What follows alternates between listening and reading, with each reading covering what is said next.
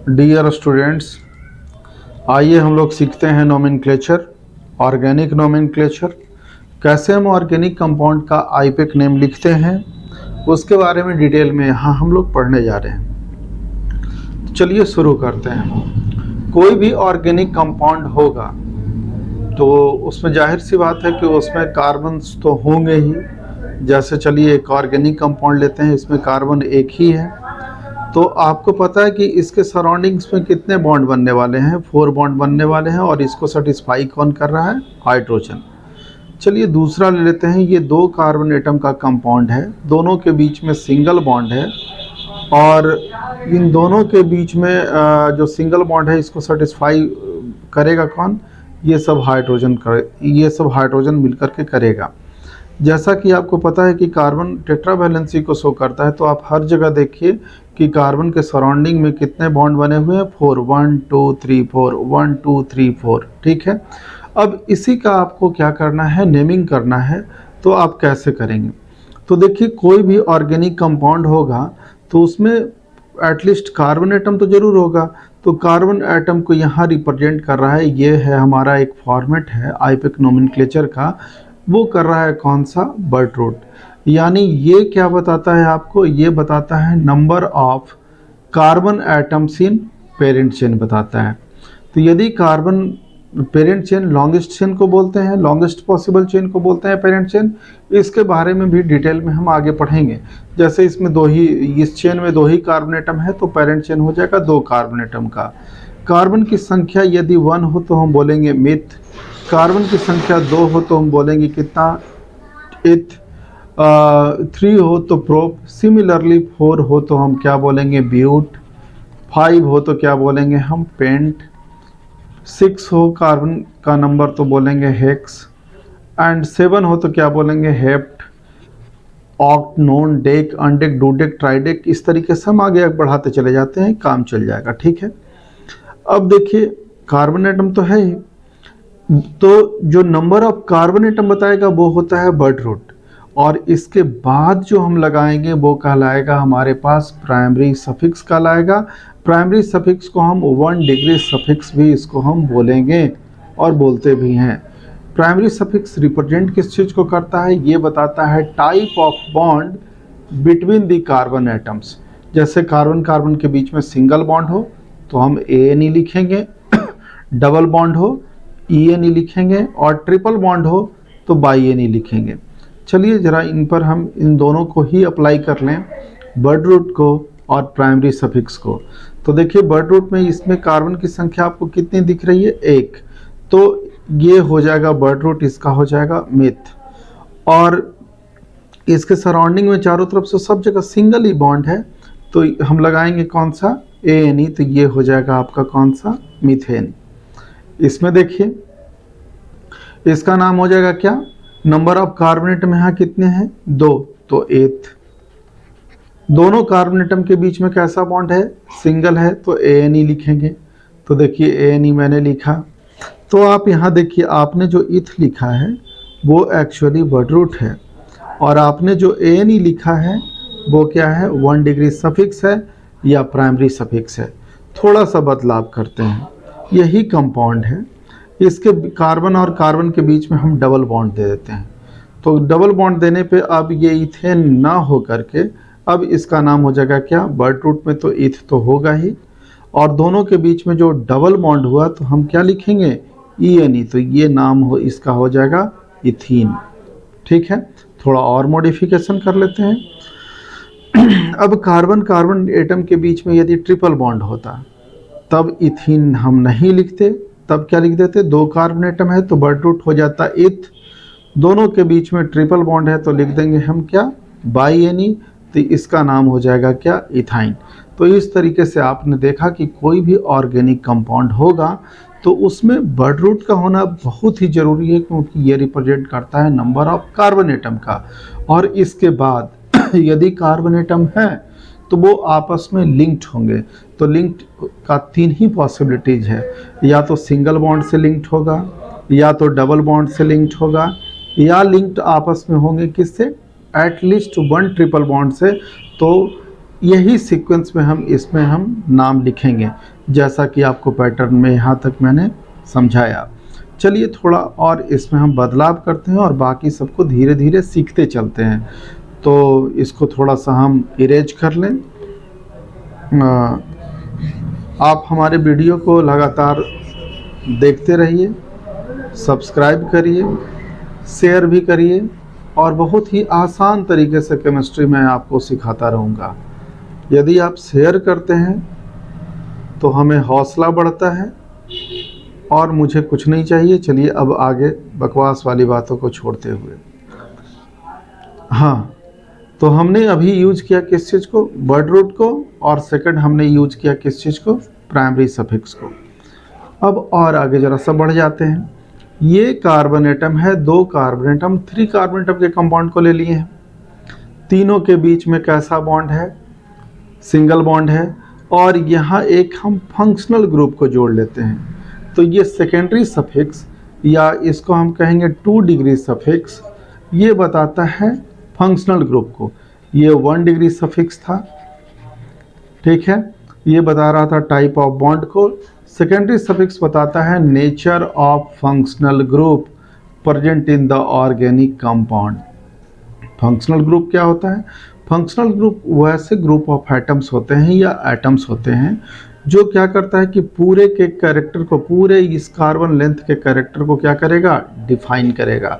जैसे देखिए ये पहले से कार्बन एटम अल्केन था, लेकिन जैसे ही इसमें हाइड्रोक्सिल ग्रुप जाकर के ऐड हुआ तब ये पूरा का पूरा कंपाउंड कहलाने लगेगा क्या, अल्कोहल कहलाएगा।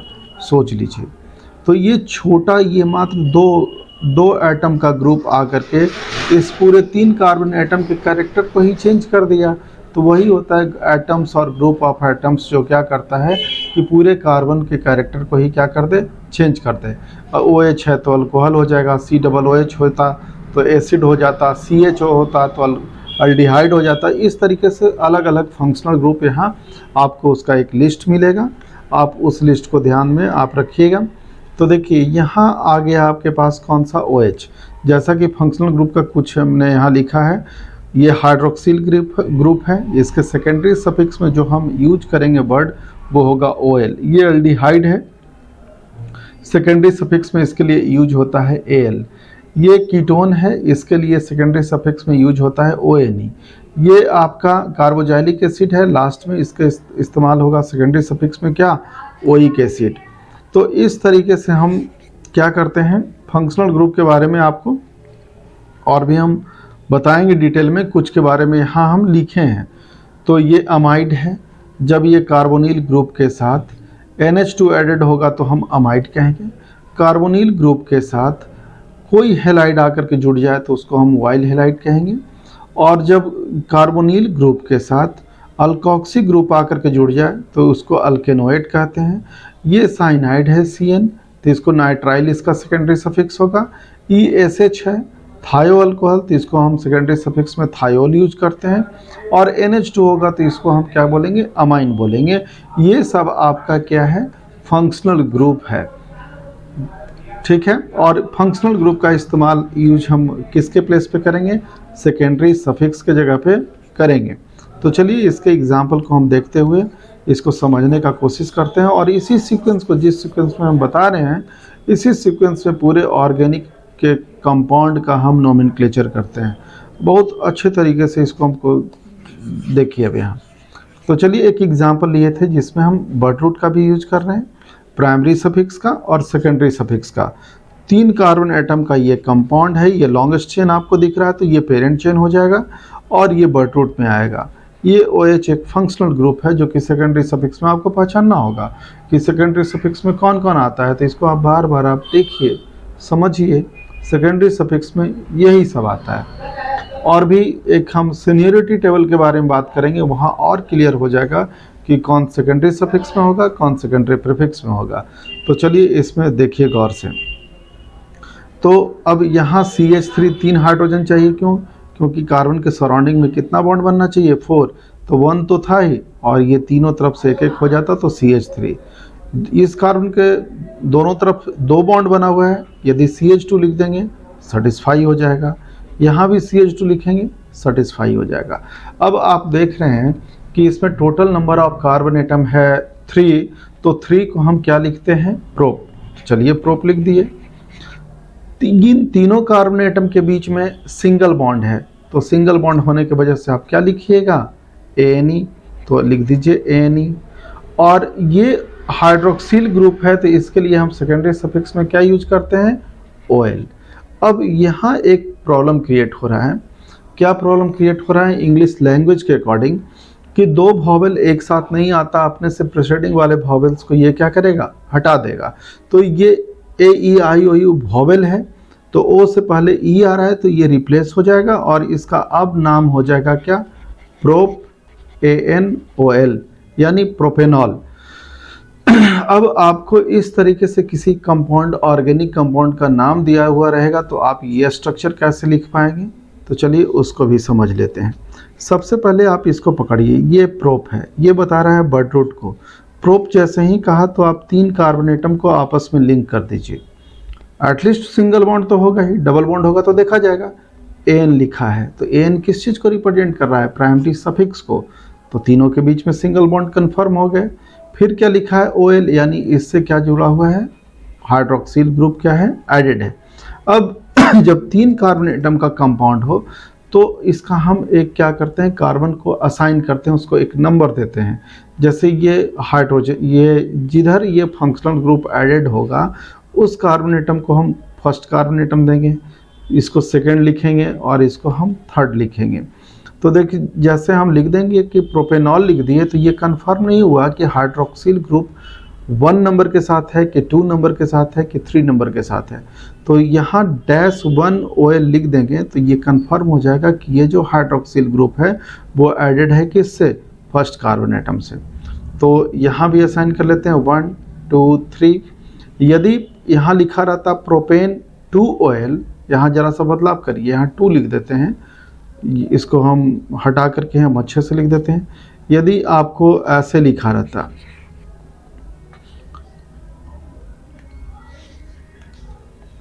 आपको प्रोप AN-2OL, तब इसका स्ट्रक्चर कैसे बनाते हैं, तो ये तो प्रोप हुआ, तो 1 2 3 कार्बन एटम, आप इसको नंबरिंग कर लीजिए 1 2 3, और लिखा है AN, यानी तीनों कार्बन एटम के बीच में सिंगल बॉन्ड है, यानी प्राइमरी सफिक्स।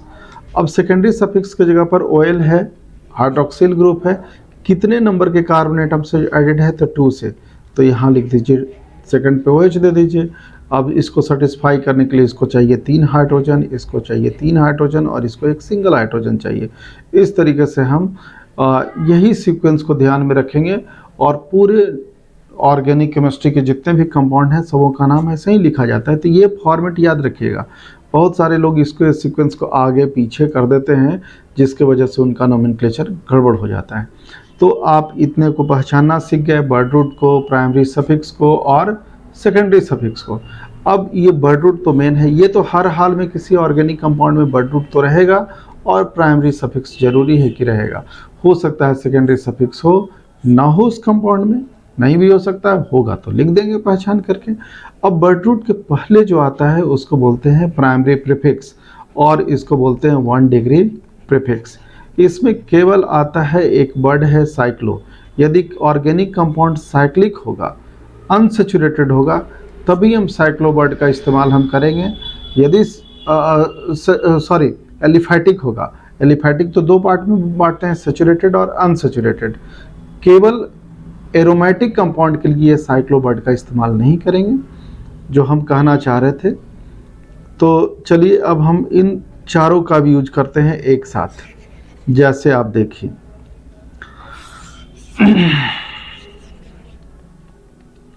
हम एक कंपाउंड ले लेते हैं इस तरीके से। मान लीजिए कि 5 मेंबर का कार्बन एटम है, 1 1 2 3 4 5 और सब आपस में सिंगल बॉन्ड से एडेड है। तो देखिए ये एलिफैटिक कंपाउंड है क्योंकि हर जगह सिंगल बॉन्ड है। ठीक है, ANE में आ गया यहाँ। अब इसका नेमिंग हम कैसे करेंगे, तो देखिए हाइड्रोजन सेटिस्फाई करने के लिए आप क्या करिएगा, इस कार्बन के सराउंडिंग में कितना 2 ही बॉन्ड है, 1 और 2, तो यहाँ 2 हाइड्रोजन चाहिए तो 4 हो जाएगा। सिमिलरली सबों को हम दो दो हाइड्रोजन दे देते हैं तो इस अपना टेट्रा वैलेंसी को ये फुलफिल कर लेगा। ये पूरा स्ट्रक्चर हो गया इस ऑर्गेनिक कंपाउंड का। इसका नेमिंग कैसे करेंगे? सबसे पहले अब देखिए, इसमें हम बताए थे कि क्या होता है बर्ड रूट। तो बर्ड रूट में नंबर ऑफ कार्बन एटम को बताता है। तो total number of carbon atom कितना है? 5। तो यहाँ लिख दीजिए पेंट। अब पांचों के बीच, इन 5 कार्बन एटम्स के बीच में किस तरीके का बॉन्ड है? सिंगल बॉन्ड है। तो हम लिखेंगे क्या? ANE। तो बर्ड रूट के बाद ही ना हम लिख रहे हैं, इससे पहले थोड़े लिख रहे हैं, बाद में लिखेंगे। तो यहाँ लिख दिए ANE। ठीक है। अब ये है एक साइक्लिक कंपाउंड है, तो इसके पहले प्राइमरी प्रीफिक्स में हम क्या एक लगा देंगे? एक वर्ड लगा देंगे, कौन सा? साइक्लो। अब इस पूरे का नाम हो गया साइक्लोपेंटेन। क्लियर हुआ? तो आपने अब यूज कर लिया यहाँ कौन सा? प्राइमरी प्रीफिक्स, बर्ड रूट और प्राइमरी सफिक्स के बारे में। चलिए सेकेंडरी सफिक्स भी इसमें हम एक ऐड कर करके इसको हम देख लें। तो सेकेंडरी सफिक्स को ऐड करने से पहले यहाँ से हम कोई थोड़ा सा क्या, सॉरी, पूरा ये हम सेकेंडरी सफिक्स का यूज कर लेते हैं। ठीक है, चलिए इसको पूरा को हम हटा लेते हैं। ये एक 6 मेंबर का आप ले लेते हैं, 1 2 3 4 5, और ये 6 मेंबर का कार्बन एटम का एक साइक्लिक कंपाउंड है और इससे जुड़ा हुआ है हाइड्रोक्सिल ग्रुप। जैसा कि आपको पता ही है कि हाइड्रोक्सिल ग्रुप सेकेंडरी सफिक्स में आता है। इसके पास एक ही हाइड्रोजन इसको चाहिए, क्योंकि टेट्रा वैलेंसी को शो करने के लिए 3 बॉन्ड्स तो ऑलरेडी बन रहे थे। एक हाइड्रोजन आ जाने से एक और बॉन्ड बन गया। फिर हो गया कौन सा? CH2 CH2 CH2 CH2 और CH2, ऐसे कर लीजिए। ठीक है। अब आप यहाँ देखिए इसका नेमिंग आप कैसे करेंगे। बर्ड, सबसे पहले आप फाइंड आउट करिएगा कौन सा? Word root. Number of carbon atom 6 है, तो आप लिखिएगा हेक्स। इन सभी कार्बन एटम्स के बीच में कहीं भी मल्टीपल बॉन्ड नहीं है, सिंगल बॉन्ड है, तो लिख देंगे क्या? ANE। ठीक है।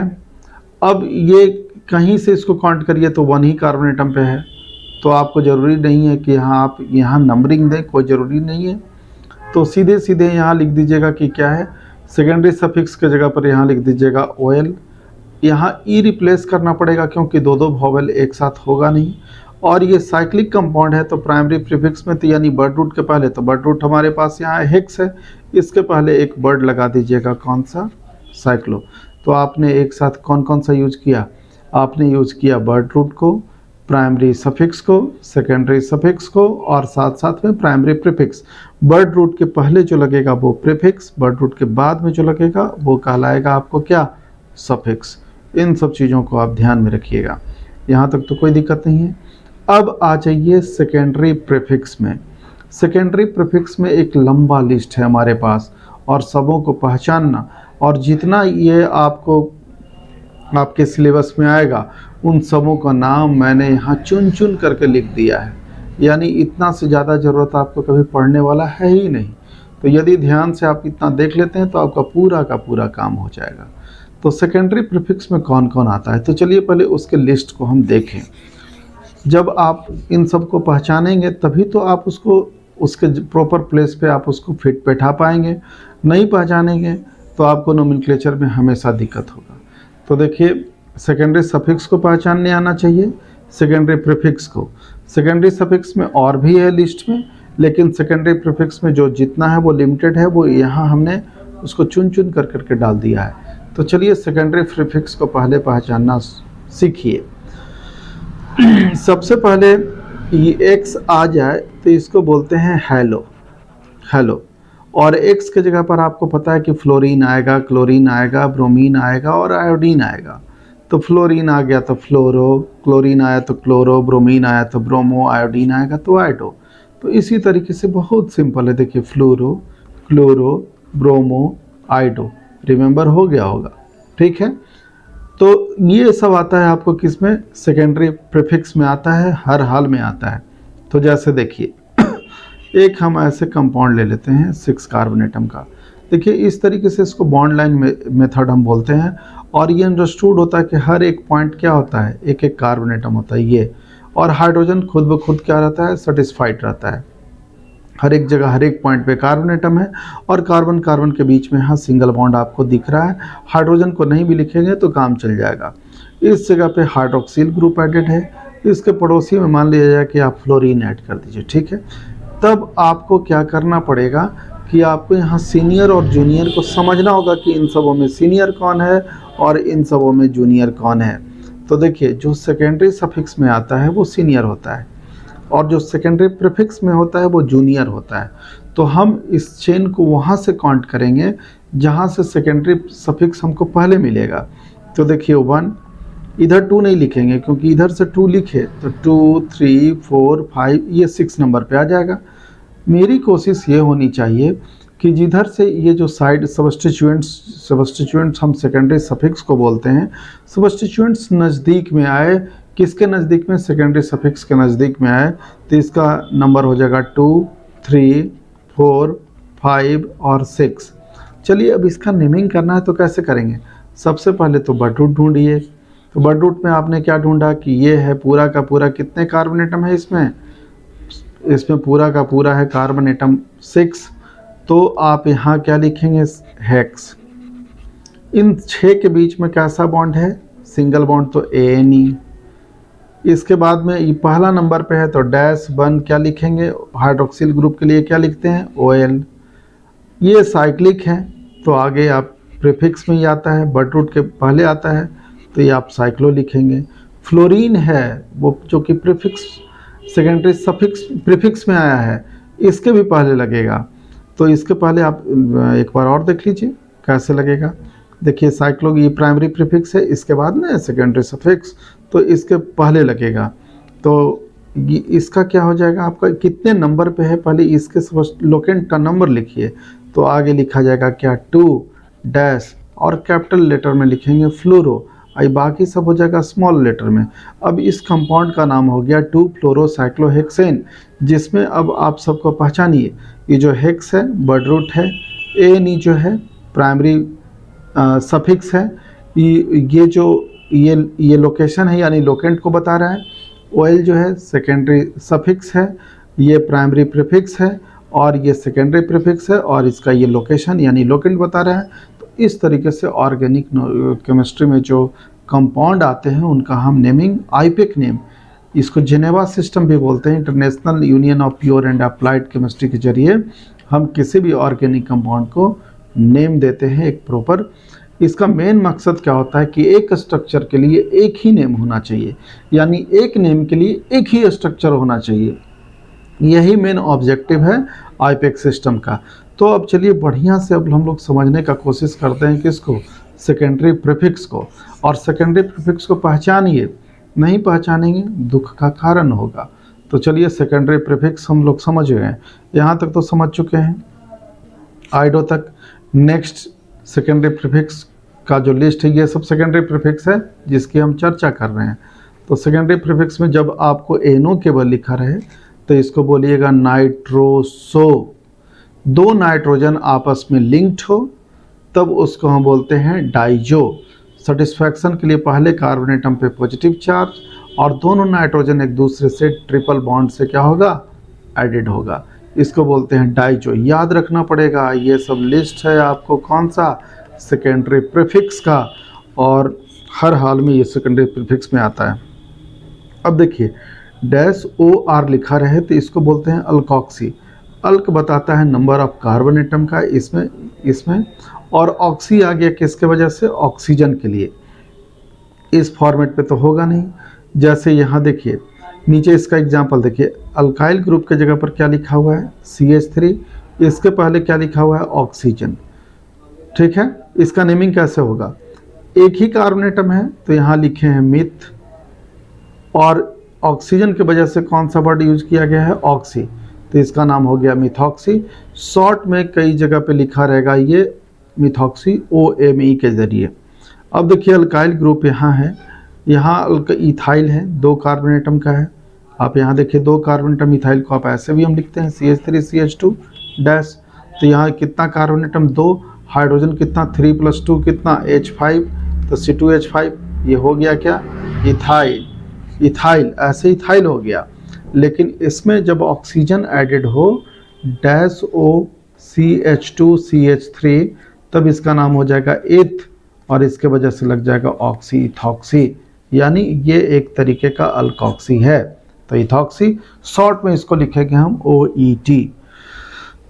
केवल CH3 लिखा हुआ हो। जितने भी अल्काइल ग्रुप है, अल्काइल ग्रुप कैसे बनता है, जब आपके पास अल्केन है, इसमें से एक हाइड्रोजन को आप हटाइए तो जो बनेगा उसको कहेंगे अल्काइल। तो ये है अल्केन और ये हो गया, इसको हम क्या कहेंगे, अल्काइल। तो आप यहाँ देखिए, यदि CH4 होता तो मीथेन कहते। इस मीथेन में से एक हाइड्रोजन को हटा दिया गया तो इधर एक लिंक मिला है, तो अब ये हो कहलाएगा क्या, अल्काइल। तो अल्क के जगह पर हम मीथ वर्ड का इस्तेमाल करेंगे, तो अब इसका नाम हो जाएगा क्या, मिथाइल। शॉर्ट में बोलेंगे Me। ये 2 कार्बन एटम का है, C2H6 होता तो ये इथेन होता। एक हाइड्रोजन को हटा दिया गया है तो इसका नाम हो गया क्या, इथाइल। जैसा कि आपको पता है कि अल्केन में से जब हम एक हाइड्रोजन को हटाते हैं तो अल्काइल बनता है। शॉर्ट में इसको बोलते हैं ET। आपको ध्यान रखना चाहिए कि ये सारे के सारे लिस्ट किसके हैं, सेकेंडरी प्रीफिक्स के हैं। नेक्स्ट पॉइंट पे चलिए, अब आ जाइए। ये लंबा है थोड़ा सा, ये 3 कार्बन एटम का है तो प्रोपाइल हो गया। एक सीधे चेन में है तो इसको N प्रोपाइल बोलेंगे, NPR। देखिए यहाँ ये सेकंड पोजीशन से इसके हाइड्रोजन को हटा दिया गया है। ये फर्स्ट कार्बन है, सेकंड कार्बन है, थर्ड है, तो सेकंड पोजीशन से हटने के कारण ये कहलाया आइसोप्रोपाइल। शॉर्ट में बोलेंगे IPR। अब यहाँ देखिए, इसमें क्या है कि ये ब्यूटेन से बनाया गया है। 1 2 3 4 कार्बन एटम है। तो आप ये देखिए, ये जो कार्बन एटम है वो 3 डिग्री का है, तो 3 डिग्री कार्बन एटम पर से हाइड्रोजन को रिप्लेस करने की वजह से इसका नाम पड़ा टर्शियरी ब्यूटाइल। ये पूरा लिस्ट आपको मिला एक साथ किस चीज़ का, सेकेंडरी प्रीफिक्स का। और सेकेंडरी प्रीफिक्स इससे ज़्यादा आपको पूछा न जाएगा। तो जब कभी भी ऑर्गेनिक कंपाउंड का आप नाम लिखिए तो इस फॉर्मेट को आपको ध्यान में रखना होगा। बहुत सारे स्टूडेंट क्या करते हैं कि बटूट आगे पीछे, सेकेंडरी प्रीफिक्स पीछे आगे, हाउच पाउच कर देते हैं। ऐसा नहीं करना है, इसको ध्यान से देखिए। इस वीडियो को यदि एक बार में आपको नहीं समझ में आया, दोबारा समझने की कोशिश करिए। कहीं कोई कन्फ्यूजन रह जाएगा तो आप कमेंट करिए। और हमसे कुछ सवाल पूछना चाहते हैं तो ये मेरा नंबर है, आप पूछ सकते हैं। 91 पेंटा 5, बहुत आसान है याद रखना, 440 91 पेंटा 5 440। मेरा नाम है मुकेश सर। आप हमसे क्वेश्चन इससे रिलेटेड जो कहीं भी डाउट होगा तो आप मुझसे पूछ सकते हैं। ऑनलाइन हमसे हेल्प ले सकते हैं, हम आपके लिए हाजिर हैं। अब देखिए, नीचे एक कंपाउंड है, उन सबों में हम इसका इस्तेमाल अच्छे से किए हैं। आपको इसके बारे में ऑलरेडी हम बता चुके हैं। लेकिन देखिए, ये है आपके पास एक साइक्लिक कंपाउंड है, इसमें पूरे के पूरे IPAC के फॉर्मेट को हमने इस्तेमाल किया है। आप यहाँ ध्यान से देखिए क्या क्या है। ये पहचानिए है सेकेंडरी सफिक्स, ये पहचानिए सेकेंडरी प्रीफिक्स। आपको इन दोनों में सीनियर ये है। तो और ये साइक्लिक कंपाउंड है, कहीं भी मल्टीपल बॉन्ड नहीं है। तो देखिए, आपको काउंट करना पड़ेगा इस तरीके से। 1 आप इधर से करिए चाहे इधर से, ये उतना ही नंबर पे जाएगा।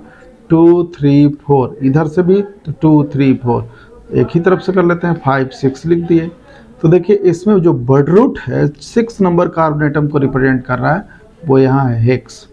सबों के बीच में सिंगल बॉन्ड है तो AN। E क्यों नहीं लिखे हैं, E को हटा दिए हैं, क्यों, क्योंकि जो आने वाला है सेकेंडरी सफिक्स की जगह पर अल्कोहल OL, तो उसके पोजीशन को मैंने लिखा है 1। फिर आ जाइए, साइक्लिक है तो बर्ड रूट के पहले आता है 1 डिग्री प्रीफिक्स, साइक्लोबर्ड का इस्तेमाल हम करेंगे।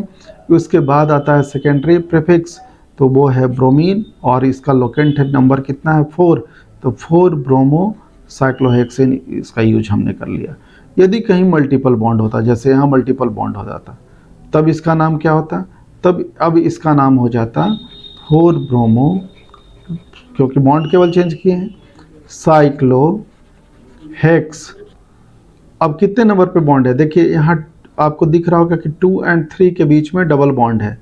तो बहुत सारे स्टूडेंट कंफ्यूज कर जाते हैं कि 3 लें कि 2 लें, तो जो कम नंबर में है उसको आप लीजिए। तो यहाँ हेक्स-2, और ये डबल बॉन्ड को रिप्रेजेंट करने के लिए लिखिएगा ENE। तो E नहीं लिखेंगे क्योंकि ये OL है, हाइड्रोक्सिल ग्रुप है, तो -OL लिख देंगे।